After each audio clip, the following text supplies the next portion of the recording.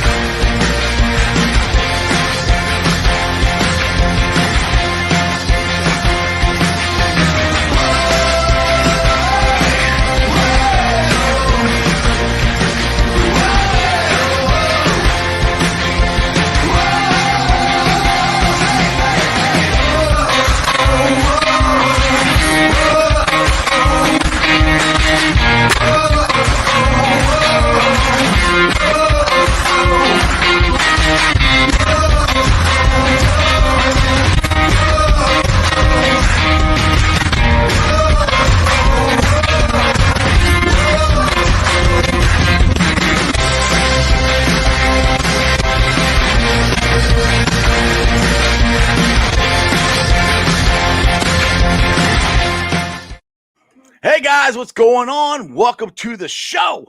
This is Sports with Strawberry Ice. I'm your host, the Iceman, Jeff Trunapole.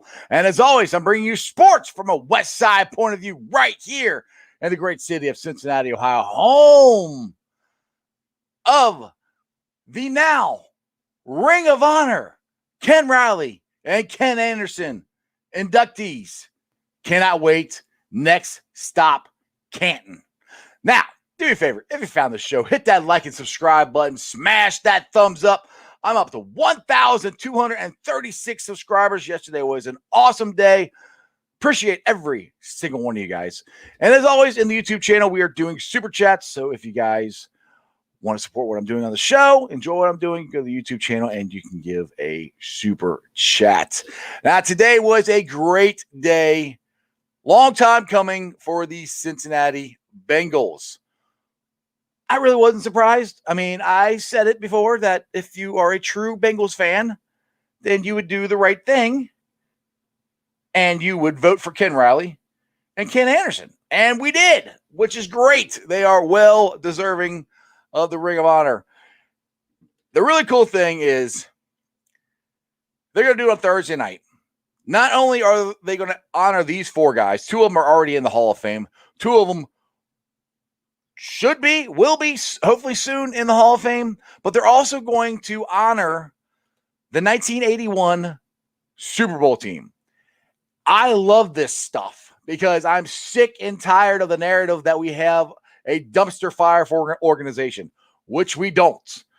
I love it. Elizabeth Blackburn, you are a freaking rock star. We are finally reminding everybody how great our teams were in the past, how great our players were in the past. This is awesome. I am extremely excited about it and just happy that it's finally happening.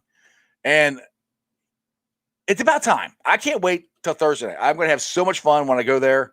I mean, I call it the Tiger Den, the South End Zone, Section 158, where all the crazy Bengal fans are, watching, cheering on Ken Riley and Ken Anderson and the 81 Super Bowl team is going to be an absolute blast. Now, today's guest is one of the best guys to follow on Twitter. During the free agency period of the Bengals football, Malik knew everything. So make sure you guys are, if you're not following Malik Wright, check him out. But here's Malik. Malik, what's going on, brother? Hello, Malik. You are muted. So sorry. Sorry about that, my brother.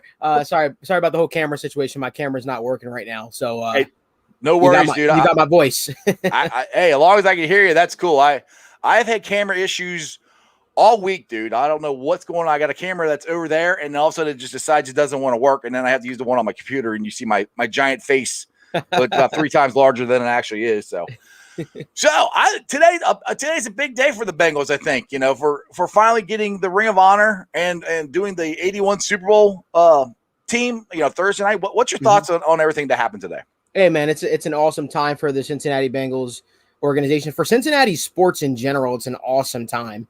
I think that, it's great to see that the Bengals are now, recognizing publicly, their past players. So I think it's awesome that they elected both of the Kens, and they are definitely well deserving of it, and well deserving of the, Hall of Fame itself as well. So it's really, really awesome to see that. It feels like Cincinnati sports as a whole is turning over a new leaf.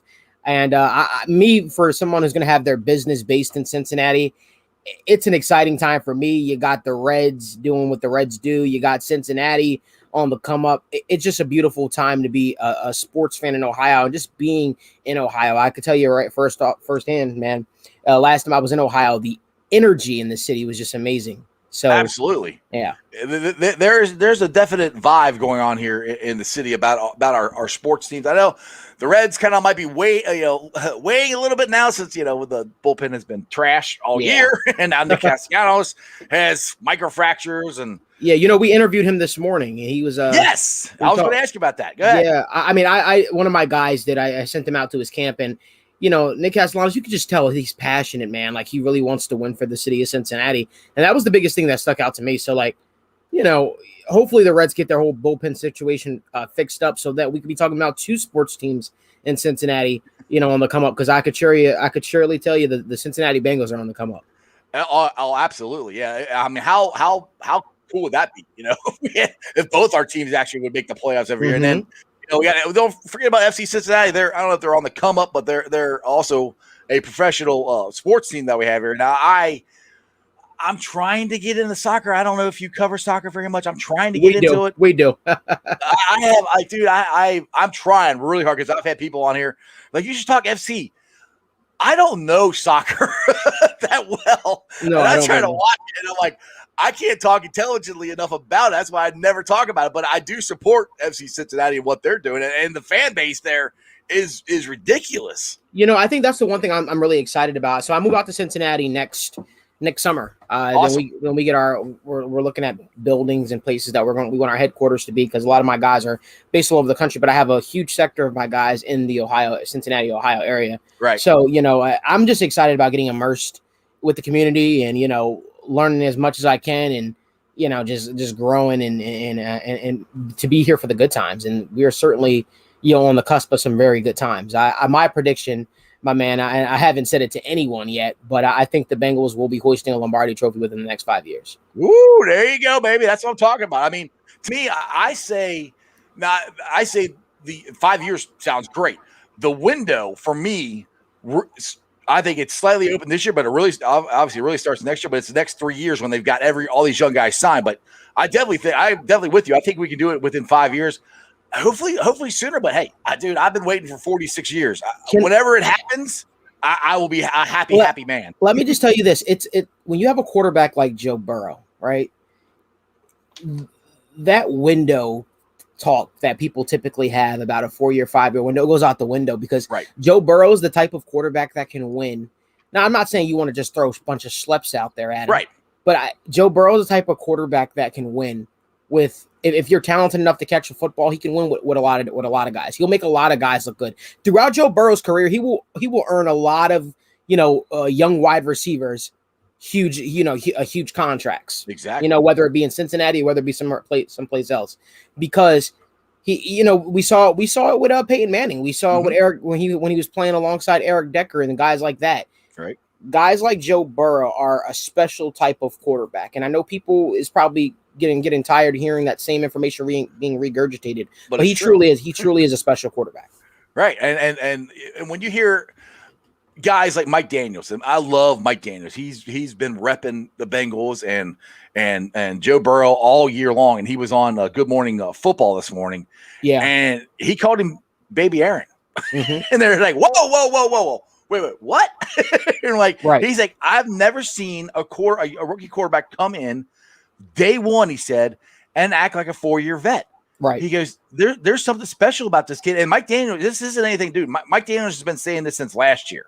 Mm-hmm.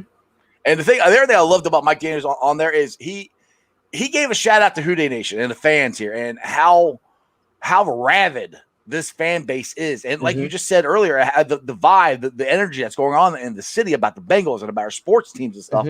And he, kind of said we haven't had a whole lot of reasons to be excited, in the last couple of years. But for him to put that out on national TV, I love it. I mean, because that's how we feel. And I know it drives me nuts when I hear the narrative from the national media about Cincinnati is a terrible place to go play. It's not it's not a major city, yada yada yada.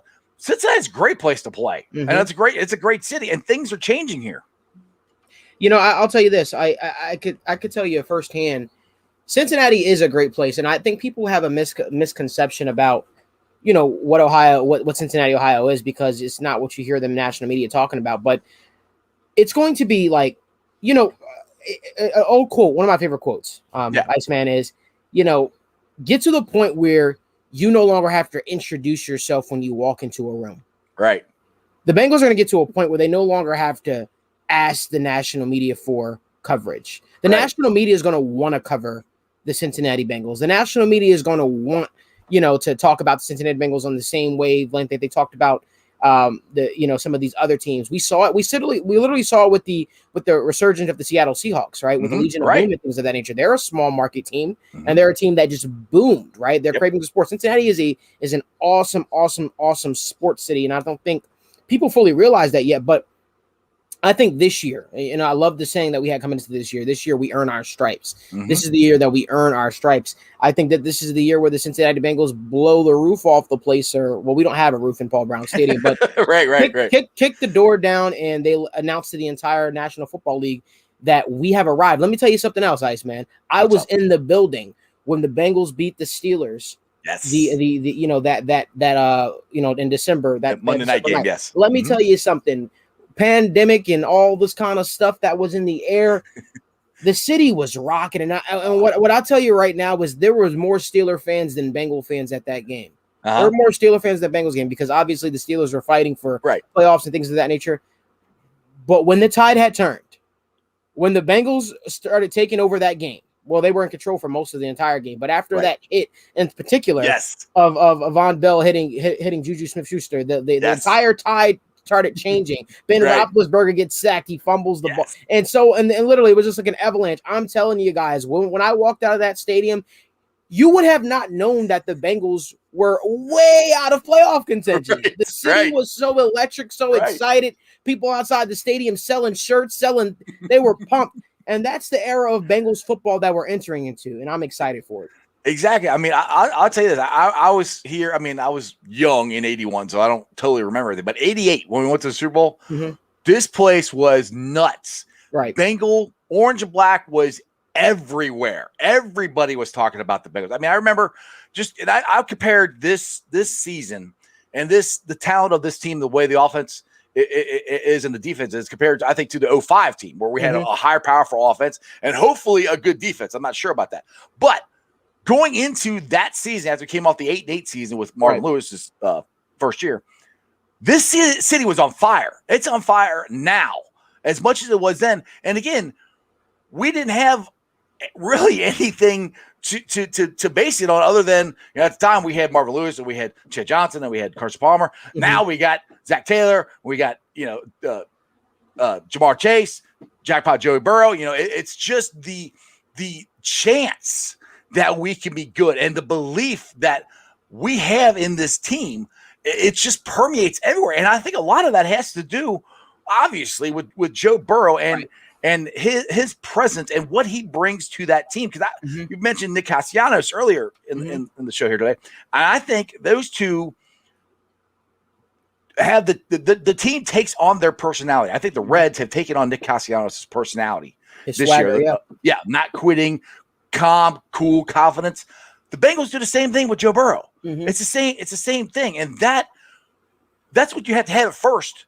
You have to believe you can win. You have to want to win. You have to want to put the work in. Absolutely. And if your top guy is doing it, then the rest of the team are going to fall in line. So that's the start of championship winning seasons right there. I mean, and the Bengals have it, and it's fun. We get excited. I got so excited when I heard every single player of the Bengals made it to OTAs. Right. They don't have to come to that.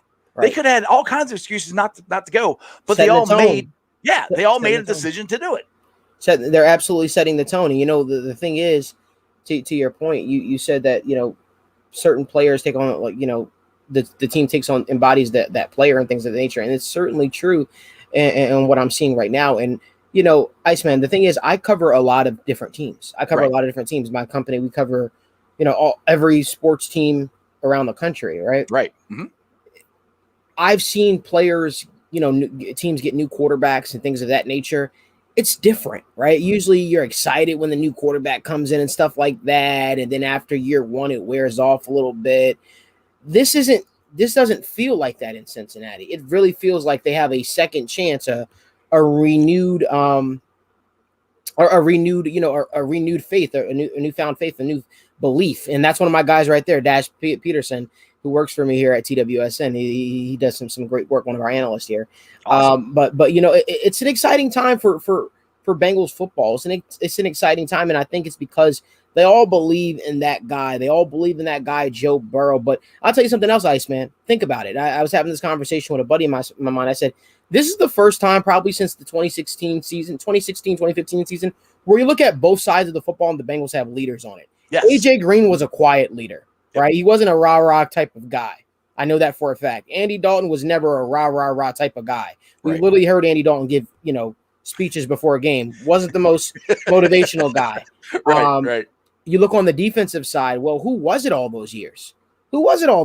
Right? I mean, we lost Pac-Man, we lost Reggie Nelson, we lost all these guys, and we never we never replaced them with true leaders. Whitworth was the leader, the heart and the beating heart of the Bengals organization. And when he left, well, you could tell that it took a toll. But now you look on the side of the ball, right? The last few years, you couldn't tell who the leaders were on this team. No. You said, I think it's Andy Dalton. I think it's AJ Green because they're our key players. AJ Green's our best player, right? Well, we think it's those guys, but who's actually the leader? Who's going to be the guy to get in guys' faces like, no, step up? Well, now you look on both sides of the football.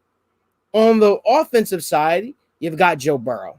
On the offensive side, you've got Joe Mixon. You've got Tyler Boyd. You've got T. Higgins. You got this person. The list goes on. The defensive side, and this is very, very key here. Yes. A lot of people wanted to throw sticks and stones at Coach Anarumo. Right. And I'm not one of those people because I saw when it was really, really bad, Terrell Austin. Right? I saw when we were getting 50 points put on our heads and stuff like that. And people forget those things, right? Yep. You also need the correct players. At some point, players got to play. At some point, players got to buy into the system. And no, I'm not here preaching, not trying to say that this guy is a world beater and all that. But I think for the first time in a long time, the Bengals now have their leaders on the defensive side of the ball. Guys like Jesse Bates, Jack Pacho, they got Jesse Bates. They've got Von Bell.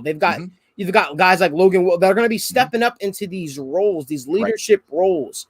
Ice, I'm gonna tell you a big part of the issue with the Bengals defense, right? Since the Zach Taylor era began, people just pointed at the defensive coordinator, right? Right. But it's hard to implement your system when you have players who are actively fighting against that system. Now those players are no longer here. Yes, those players are no longer here. That's why the same game plan that Coach Anarumo's trying to be put in against the Pittsburgh Steelers, right, is the same game plan that he's been trying to put in all year. Well, why did it take until that point of the season for it to finally turn?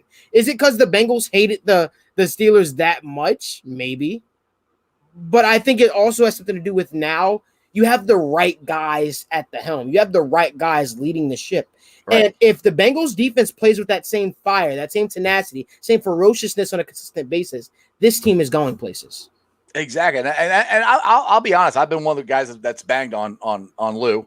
But I've also kind of pulled back a little bit here, this summer, because you have, like you said, you have to remember he took over a historically, and I mean, you can look it up, historically bad defense.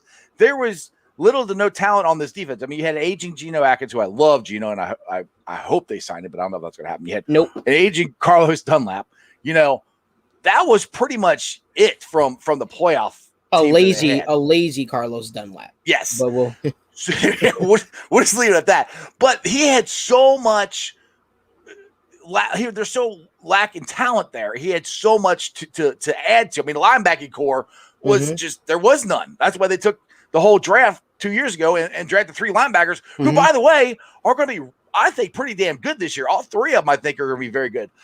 So this, and I've said this a lot on my show, it's put up or shut up time for Zach and Lou. And I think they're going to handle it great because I think this defense finally, Lou has guys that are bought in, which you said we had guys under that were not bought into what he was trying to do.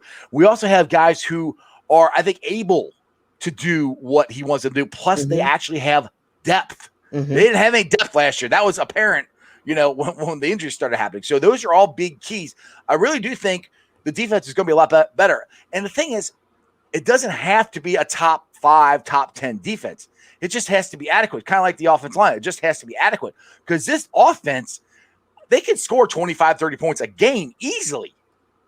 Absolutely. But I'm telling you right now, 10-win season. That's my prediction. My man, there you go. 10-win season. Wow. Dude, I've been putting it out there, and I'll actually get the graphic. Everybody says I'm crazy, but hey, I love you even more now. I always knew I liked you for a reason. But let me find, where is it at? I have my, there it is. This is mine. I got 11-6. Now, I got okay. So yours is interesting. Yours is interesting. Let me tell you why yours is interesting, sir. What do you got? I have the Bengals sweeping the Pittsburgh Steelers for the first time since 2009. The Pittsburgh Steelers cannot hold the Bengals jockstrap this season. Dude, I wanted to do that so bad, but we've lost to them so many times. We should have won. Tell me where they beat them. That's what I want to know. Where do the Pittsburgh Steelers? And listen, I understand there's a lot of hesitancy there. There's like, that Pittsburgh Steelers. But the Bengals, I can confidently say this. The Bengals are a better football team than the Pittsburgh Steelers right now. I completely agree with you on that. I totally agree with you on that because I've had conversations with other people, and they're like, yeah, but Mike Tomlinson has never had a losing year. I said, well, there's always a first time for everything. I'm like, it's it is a first time for everything. Yeah, we never saw Conor McGregor break his ankle in the octagon, but he just broke his ankle in the what I'm saying? Like, not a freak injury. So like listen, you could be as good as a coach as you want to be, but if you don't have the players, right? Who is the Pittsburgh Steelers' number 1 wide receiver? Deontay Johnson or Juju TikTok Schuster?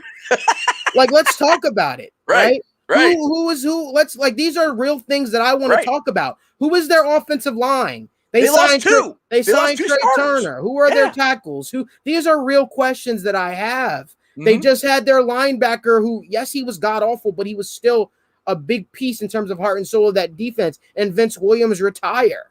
Yeah. Like, who do they have? That's what I'm trying to, who do the Pittsburgh Steelers have that's going to take them over the top? We used to be able to point to guys like Antonio Brown. We got Devin Bush, their starting first-round pick linebacker from 2 years ago, coming off of a torn ACL. He also, before he tore his ACL, was the worst linebacker in coverage in the NFL. Exactly. I mean, the thing is, and what kills me, too, is, the national media ripped the Bengals for taking Jamar Chase instead of Finay Sewell. Of course. They didn't rip the Steelers at all for taking a running back when they don't have a freaking offensive line. It's the Steelers. This is what they do. This is what they do. I think the Bengals start. You mind pulling that graphic up one more time? I want to see that really quickly. Which one? Your record, your prediction record. Yeah, I want to see that one more time. So I agree. I think the Bengals beat the Vikings. I think the Bengals beat Andy Dalton. Yes, Andy Dalton will be the starting quarterback. Not everyone's beloved Justin Fields just yet. Andy Dalton will be the starting quarterback of Chicago. That might be the game he gets pulled. And I have the Bengals beating the Pittsburgh Steelers, the Bengals beating the Jacksonville Jaguars. I think the Bengals lose to the Green Bay Packers if Aaron Rodgers plays. They beat the Lions. They lose to the Ravens. They beat the Jets. I think they split with the Browns this year. I think the Bengals beat the Raiders, beat the Steelers, lose to the Chargers, lose to San Fran. I do think they lose to San Fran, even though that is a winnable game. Beat the Broncos, beat the Ravens, and lose to KC, and lose to the Browns. Went to the Browns because we split with them. That's my prediction. I think the Bengals shock a lot of people. I think the Bengals have the makeup of a team to shock a lot of people. And I'm here for it. If the Bengals run the table, I'll be happy with that as well. But we got to be realistic that there are going to be some growing pains. There are going to be some peaks and valleys. I just think that you could take the thing off if you want, but I think that we have the great equalizer. I think we have a quarterback in place that, to be quite honest, like some defensive coordinators were saying last year, they're going to shock a lot of people. Right. Joe Burrow's going to put a lot of fear in a lot of people this year. He keeps defensive coordinators up wondering all night. You know who else they said that things about? They said those type of things about Breeze. They said those things about Brady. They said those things about Peyton Manning. The fact that Joe Burrow can before the play figure out where he's going to go with the football and get you and get you out of sorts. It's crazy for him to be this young and this advanced.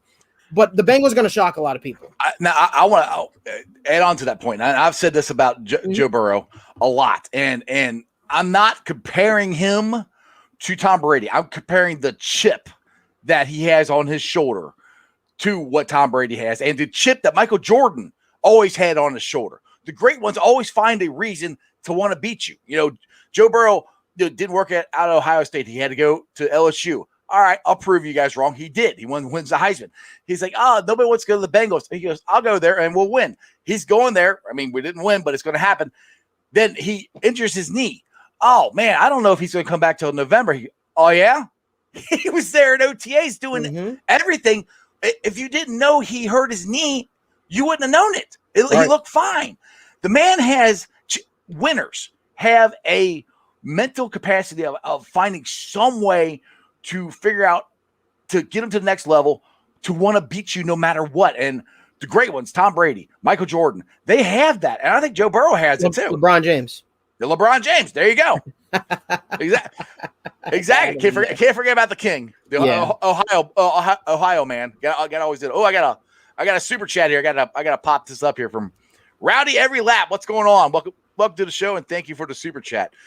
All right, they say double-digit wins should be a realistic expectation because of those close losses from the last two seasons will turn into wins in 2022. Yes, sir. There's a ton of close losses. Since Zach Taylor's been the coach, there's been so many games that we could have won, even with Andy Dalton as the quarterback. Mm-hmm. You know who I'm excited about? What's that? Nobody's talking enough about this guy. Evan McPhillips. Yes. That's who. McPherson. Sorry. McPherson. Yes. I'm thinking about Evan McPhillips, our friend. On Twitter. PFF, yeah. Evan, if you're listening to this, I'm thinking about you, brother. Oh, dude, he was on yesterday. We talked for an hour and 45 minutes. that is my guy. But I love that dude. Evan McPhillips is not our kicker, but Evan McPherson is our kicker. He's our new kicker, and I think the Bengals got a hell of a kicker with Evan McPherson. Yes, Kobe as well. Kobe, his mental makeup was insane. Yep. But Evan McPherson is a guy that I'm super excited about because those are the type of game I'm hoping. I don't want to jinx it just yet, but I've been watching Evan McPherson for quite some time. Right. And he reminds me a lot of Justin Tucker. A lot of Justin Tucker. Yes. The guy has ice in his vein. You call yourself the Iceman, you might have to give up that name in Cincinnati because it might be his nickname. If he wins us some games, he can have it. I'll just go back to being Strawberry Ice. It's cool. He's gonna shock a lot. I'm not shock a lot of people. He's gonna play spoiler alert on if we're not blowing teams out or beating teams by a healthy margin.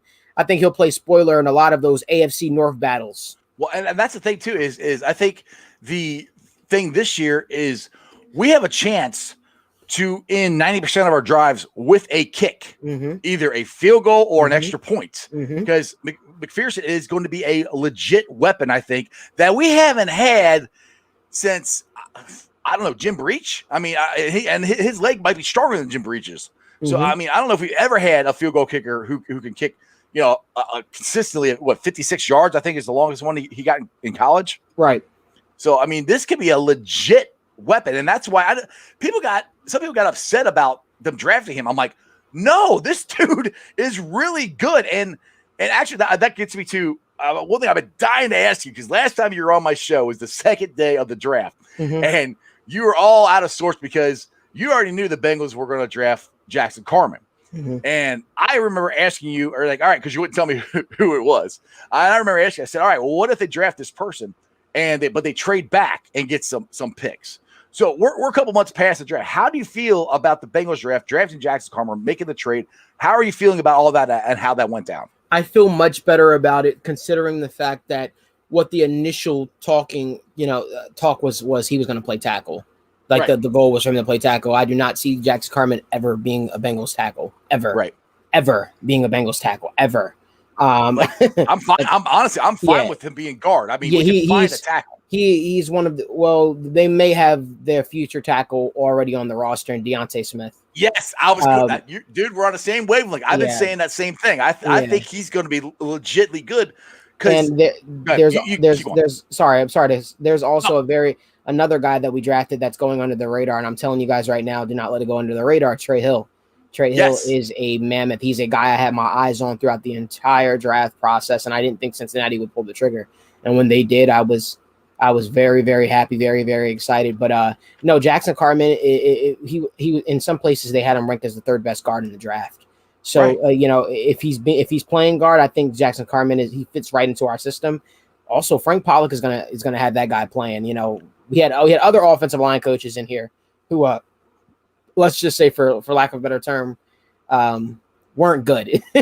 yeah. Well, that's putting it nicely. Yeah. So I feel very, very strongly that about Jackson Carman at the guard position and what he's going to bring. And I envision the Bengals starting offensive line to look like this on opening day. I think Jonah Williams is the starting left tackle. I think Quentin Spain gets moved back to his original position of left guard. Quentin Spain will lock down the left guard position. The center will be on opening day, in my prediction, probably Billy Price. Because I'm not sure if Trey Hopkins will be ready by then.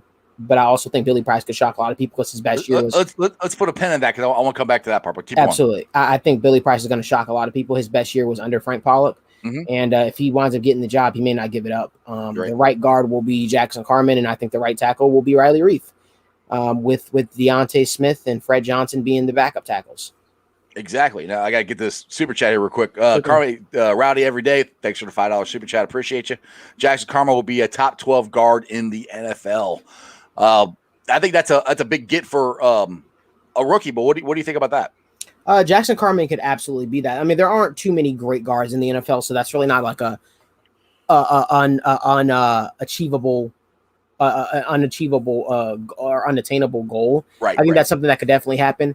But certainly you're hoping that he reach his ceiling is much higher than that, especially if you pick him in the second round, because that's still a premium pick, right? That's still a huge premium pick for a guy. And Jackson Carman, my biggest thing that I love about Jackson Carman is he wants to be in Cincinnati. Yes. He's a Cincinnati kid. So you could really see him being here for his entire career. You could see him being the guy that take those hometown discounts to keep that winning culture up. And these guys believe in Zach Taylor. These guys believe in Zach Taylor. Right. People want to goat him out and say that, hey, he should be gone and all this kind of stuff. It's kind of died down now. Yeah. But because I think the season's on the horizon. But yeah, I think that the Bengals are going to shock a lot of people, and they're on the brink of something special. I'll keep saying it. I couldn't agree with you more. Now I'll get back to the center position. Now, since this just came out before I went on the air here, the Reds acquired Lamont Gaillard on waivers. Now he's a center, 6'3", 305, third-year player out of the University of Georgia. Originally drafted 6th round by the Arizona Cardinals in 2019. Now, my question is, Akeem Davis-Gaither is the one that got hurt, and he was a backup tackle / guard. Gilliard's a center. What does that say about Trey Hopkins' rehab or Billy Price? Or am I looking into this too much? Because no, you're not. We didn't really need a center. I mean, we do, but we really need a guard tackle guy to back up. From everything that I heard, it's still on the it's still on the fence about Trey Hopkins being ready for week 1. But they also don't want to be in a position where they rush him. Right. I wouldn't read too much into the Lamont, pickup. I would just say that this is just a precautionary reason. He's a guy with NFL experience, and he's young still. Was drafted in 2019, right? So like he's still a guy that could you still hope for have some upside, and you could probably even stash on your practice squad if they don't make the roster. But you got to be prepared for all outcomes. Like even as a camp body, you got to be prepared for all outcomes, and if players go down with injuries and so on and so forth. So I don't think that this Lamont signing is as significant as some may think. Yeah, no, I mean, I will never be against stacking talent or depth. I mean, because if you watch it, the Bengals for the last couple of years, you can never have enough depth. You just can't. It's NFL football. So that kind of brings you to the free agent linemen that are out there. Is there any possibility of signing these guys? Like you got Ricky Wagner out there, Nick Easton, Austin Ryder, just to name a couple guys. Do you see any guys out there, or are they going to wait till camp starts, you think, and guys start getting cut and see who they can pick up to add there? Right there. I agree with you. I think the Bengals are quite content with things. I mean, obviously injuries happen in the National Football League, so you always want to be prepared, but I would envision this exact team that we're starting out with. I would envision this being the team that the Bengals roll with, unless there's an injury. Right. So the only thing that does the only two parts that I'm worried about is, and it's not the position, it's the depth. And I was saying it's the offensive line, which I don't think Larry Johnson should, or did I say his name right? Larry Johnson? Yeah. Did I say his name right? Larry Johnson? Yeah. Okay. Yeah. Sorry. Also, I think of Grandmama. I'm like, that is his name, right? But I don't think he should ever play guard again. I mean, unless. Oh, Fred Johnson? Fred Johnson. Thank you. Jeez, okay. I knew I wasn't saying it right. I was about to say, I was like, who's Larry Johnson? He's from the UNLV, the Running Rebels, back in the 90s. Grandmama. I'm a young buck. See, I'm always showing my age on here. All right. I don't think he should actually ever play guard again, because I think he's a lot better tackle. So that's what kind of scares me with our backup guard situation since Adeniji got injured. I would like that in our linebacking core. I love the three we have. Mm-hmm. Jermaine Pratt, and we'll see what he can do, but it's beyond that. Jermaine Pratt is good, man. He's good. He needs to be more consistent, though. Yeah, it's just tough, right? When you come in and off the field and stuff like that. And now this is like the set defense, right? Don't sleep on Marcus Bailey either, man. I'm telling you. Yes. Marcus Bailey is a problem. Akeem Davis-Gaither is good. Mm-hmm. Logan Wilson is good. Jermaine Pratt is good, but do not sleep on him. I really like Bailey because I think this is the year for him to really step up, because people forget the reason he dropped, and I said this on yesterday's show with Evan, but the reason he dropped was because of injuries. Mm-hmm. He's healthy. He would have been a second, third round pick if he didn't tear his ACL. Right, and we got him in the fifth, I think it was. If I'm going top of my head, seventh. Oh, seventh, even lower, seventh round pick. So I mean, that he could be a huge contributor, and you're always looking for diamond in the roughs or guys to perform higher than you didn't expect them to, and I think Marcus Bailey is one of those guys that we can really expect something. I got another guy for you. What's up? That nobody's talking about right now. Thad Moss. Yes, dude, I'm with you. I've been saying it. I think Thad is going to have a good year this year. Yeah. Good. You finish first. You brought it up. You talk. No, I agree. I think Thad Moss is going to shock a lot of people. I think Thad Moss is going to be a pleasant surprise for Cincinnati. Well, and I'll put him in the same situation as Bailey. He's healthy.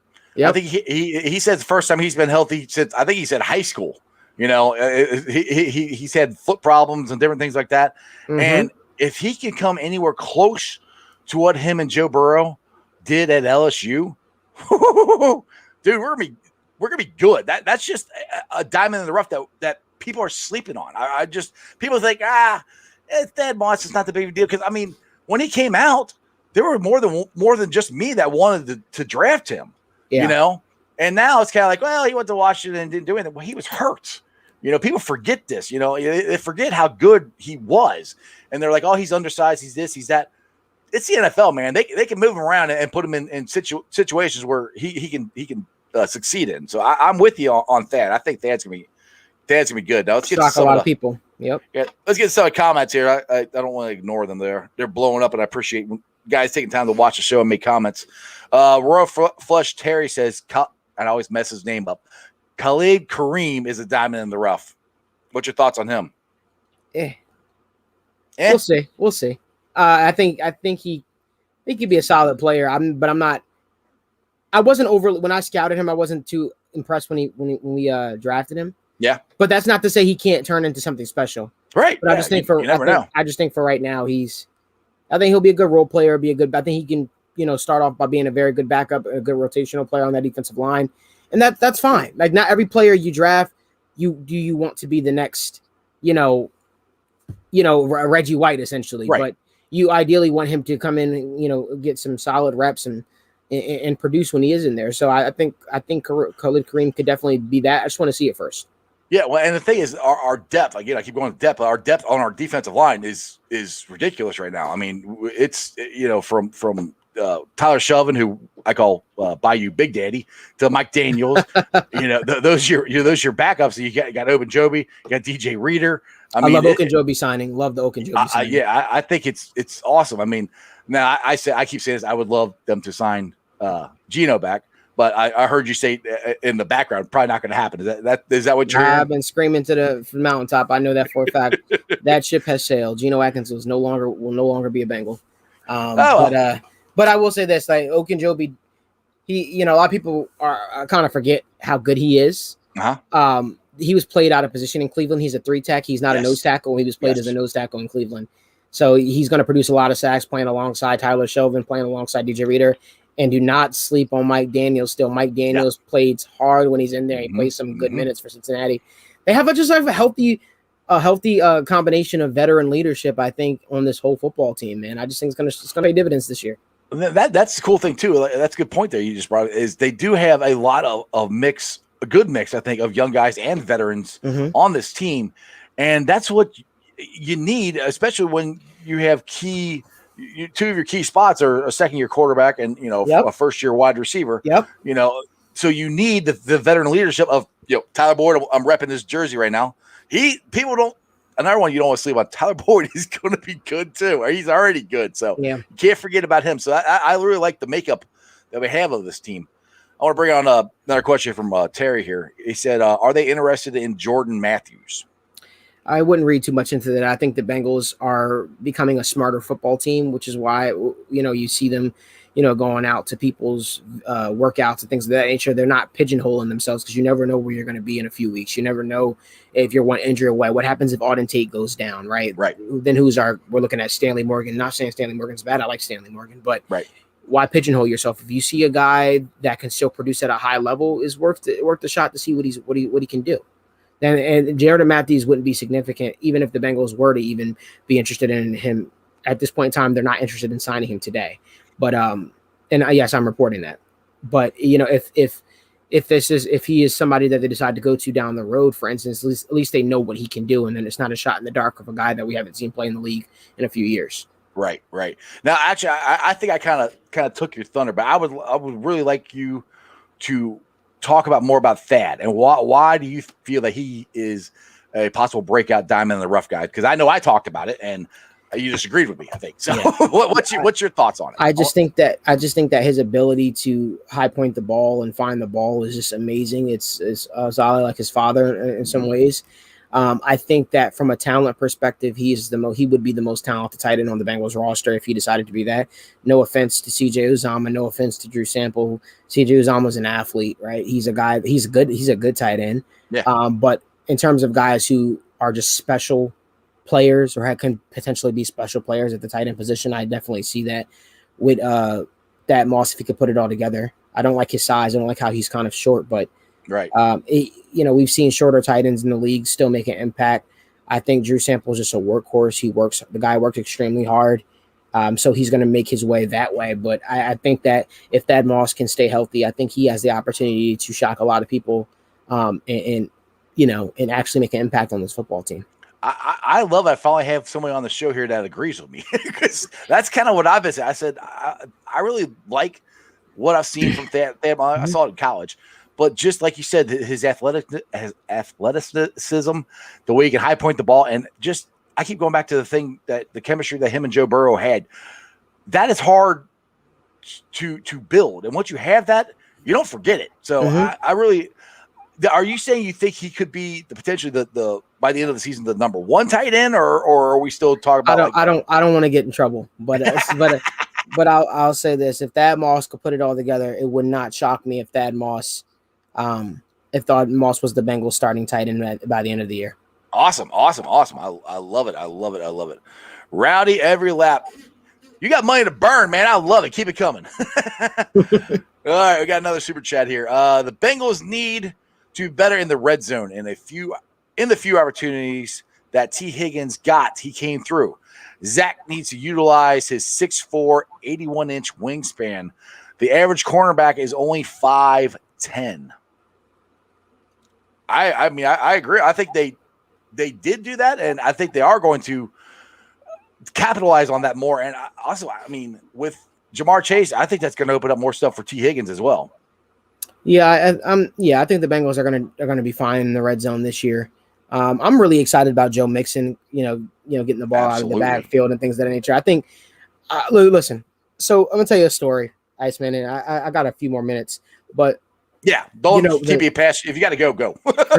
but I will tell you this: when Joe Mixon came out of OU, he way before people knew about him and all that kind of. I was watching him for a while, and I always wanted the guy. I always wanted the guy in a Cincinnati Bengals uniform, and for the life of me, when we got him, I the same problem that I had with the Bengals when it came to utilizing Giovanni Bernard. Like, I don't think we utilized Giovanni Bernard to the best of his abilities. I think we never did. I think Gio has a lot of tread on the tires still. I think that's why Gio Bernard, he has those games where it's like, oh my God, Gio went for 100 something yards or whatever. Right.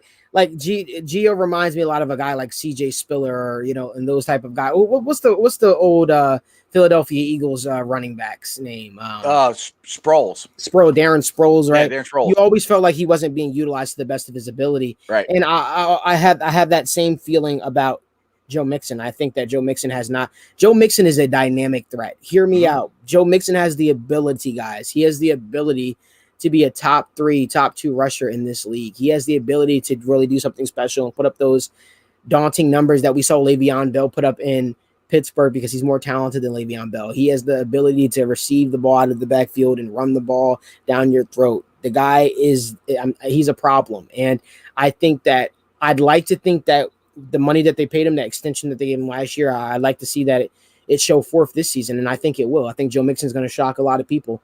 And I hopefully the Bengals utilize him more, because the guy is certainly capable of it. And we saw it in his limited snaps this year, whether it be the Jacksonville Jaguars game or so on and so forth. The guy, he can catch the ball out of the backfield and make you pay if you're in his way. So and a lot of people are concerned about his run block, but I was like showing this video. He can, or not run block, pass block. I like showing this video. Check this one out.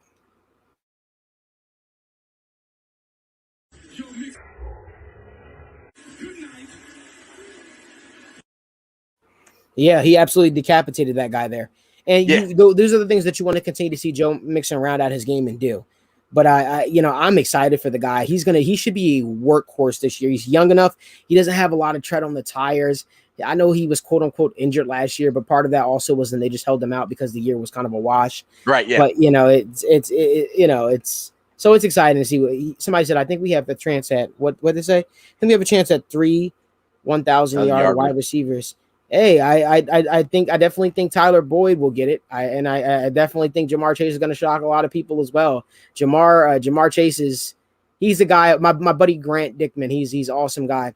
He said to me a year ago after we drafted Joe Burrow, he's like, Malik, I know you have your sources inside the organization and all this kind of stuff, but I'm telling you right now, somehow the Bengals are going to draft Jamar Chase. I looked at him and I called him crazy. I said, there's absolutely no way in hell the Bengals are going to be in a position to draft Jamar Chase. So lo and behold, the Bengals were in a position to draft Jamar Chase. Yeah. Talk with my contacts. I was like, yeah, Grant, you're right. I told him that months in advance. I said, hey, the Bengals are going to draft Jamar Chase. You're right, but I don't know how you predicted it. I don't know how you saw it a year in advance, but the Bengals got Jamar Chase, and it's a perfect scenario. The guy is a special player. He is a special player, special player. All right, John Wood got me a $5 super chat here. Says, I believe Joseph Osai will have 8 sacks, in my opinion. I like that. What I think Osai is gonna he has a very good chance to have a very good rookie season. I think him, and I like Drew Sample too out of Tulsa. I think both those guys can be big contributors for the Bengals on defense this year. Do not sleep on Trey Hendrickson. Yes. Trey Hendrickson is that guy. I'm excited for him. I like guys that I know people are like, oh, Carl Lawson, but at some point, you've got to be able to finish. Yes. At some point, you've got to be able to produce. No sacks aren't everything. Pressure is cool. But they help. but they help, yeah, for sure. And I think that Joseph Asai, I think we gained, like when we lost Carlos Dunlap, we also replaced him with Joseph Asai, and then we got a guy in Joseph Asai who's going to create a lot of pressure. Mm-hmm. And then we have a guy in Trey Hendrickson who's going to get a lot of sacks because he's going to clean up a lot of the sloppy jobs essentially. And don't discount DJ Reader being back. Don't discount all Larry Okunjobi. That's who I'm excited about. Don't discount Mike Daniels. Yep. This is a beautiful time to be a Bengals fan. It's a beautiful time. And one thing about me, Iceman, a lot of people don't. I love defense. I love defense. I love defensive football. I love the defensive line play. I think the best thing in the game of football is sacking a quarterback. Absolutely, just stopping stalwart, stalling an offense. I think there's nothing better than that. And I look forward to seeing what the Bengals are able to do this year with Sam Hubbard and all these guys up front. Exactly, man. It's gonna be a lot of fun this year. I like I've said this. I wish it was football season already. We're getting really, really close. We're close. Next Saturday we could all show up at the training camp, and at least we get to watch the Bengals do something in person. That to me, that's exciting right now. I can't wait for that. But Malik, it's almost 6:30. You give me almost an hour, dude. I appreciate you coming on the show. For sure. And just tell everybody where they can find you, Twitter handle, all that stuff, what you got going on with the Right Side Sports Network. Yes, sir. So basically, you can follow me on Twitter, just like my name says down below at Wright Report. If you guys aren't following me, you should definitely follow me. If you like GIFs, and if you don't mind me talking about UFC every now and again, definitely shoot me a follow, guys. I am, not to toot my own horn, I'm one of the most in the know people when it comes to Bengals news, and absolutely, I let the people speak for me. But if you want reliable information, I'm not going to just say things just to say it. Give you guys clickbaits and headlines. If there's something to be said and something that's going on that you guys want information on, I will tell you in the form of GIFs. Exactly. But you could follow my company, the Right Way Sports Network. We are the Right Way Sports Network. Follow us on Twitter at TWSN. Guys do some great work, some awesome work. One of my guys just wrote an awesome article talking about mental health of athletes. And like I said, we're just doing some amazing stuff. We're credentialed with the NFL, the NBA, MLB, the UFC. We attend all these different events, and we're having a blast. It's a blessing. It's a blessing to do what we do and do what I love. So, dude, absolutely. And I just I'm going to toot your horn for you. Everything you come out and say about the Bengals is right. I mean, I haven't seen you being wrong about anything yet. So if you guys follow me, I would definitely recommend you follow Malik because he knows his stuff and he is definitely in the know. Malik, we'll have to do this again sometime. It's been a blast. Sir, I can't wait for football. You have a wonderful day, brother. You as well, my man. See you. All right, take it easy. You too. All right, I hope you guys enjoyed that as much as I did. I appreciate all the super chats and all the comments. I couldn't bring up as many comments as I normally do, but you guys are blowing it up, and I love it. I love when you guys are doing that. That is awesome. So let's get to the Facebook groups that let me live stream, and as always, I appreciate every single one of them. They are Houday Nation, Houday Nation, Bengals Nation, Bengals Houday Nation, Cincinnati Bengals The Jungle, Bearcat Country, the Ohio State Bucknuts, the Ice Bar, which is my show page where you come up there, belly up to the bar. We're gonna have some fun conversation, fun gifs, silly tech talks, all that stuff. And then you can follow me on all my social media platforms, all under Sports with Strawberry Ice. I'm on Facebook, Twitter, Instagram, and like I said, on TikTok. Twitter handle is at Jeff A. Trunapole. TikTok, you can follow me at Iceman90. And if you missed any of the show, you can rewind it and watch it on YouTube. I would greatly appreciate it. Or if you just want to listen to it, I'll be pulling the sound off and putting it on the podcast later on tonight. Spotify, I don't know what happened. It never posted to Spotify that I know of as far as yesterday's show, but it posted everywhere else. So if you wanted to catch anything from yesterday's show, like I said, Spotify, it might be up at Spotify right now. I haven't checked, but I know earlier today it wasn't. But it's on BeanPod, Apple Podcasts, iTunes, Pretty much wherever you guys get your podcast, it's on there. Hopefully it'll be on Spotify today if you want to listen to Malik, or you want to listen to anything with Evan yesterday. Two great guests, two great guys to follow on Twitter and check out what they are doing. And those are two of my favorite guys to have on the show. I love talking Bengals with both those guys. They know what they're talking about. They're full of good insight, good information, and we're not just blowing smoke. There's a legit chance the Bengals could be good. And I get so many people come at me going, "Oh, Bengals Twitter is so, you guys haven't won anything in so long." And yeah, like, dude, just wait. Like, just wait, because I'm gonna be right here laughing at you guys because I'm gonna be right. We're gonna be good this year. Anyway, YouTube, we're at 1,236 subscribers. I appreciate every single one of you guys. Make sure you like, subscribe, share. Let's try to get to 10,000 as fast as we can. When we do, I will probably raffle off, give away, do something with a Bengals jersey. So please tell your friends, tell your neighbors about Sports with Strawberry Ice. Like, subscribe, share, hit the bell for notification. And as always, as my friend Jeremy D's Nuts Dimebag Dean always says, remember one thing and one thing only, and that is you don't live in Cleveland. Thank God. You live in Cincinnati, so act like it.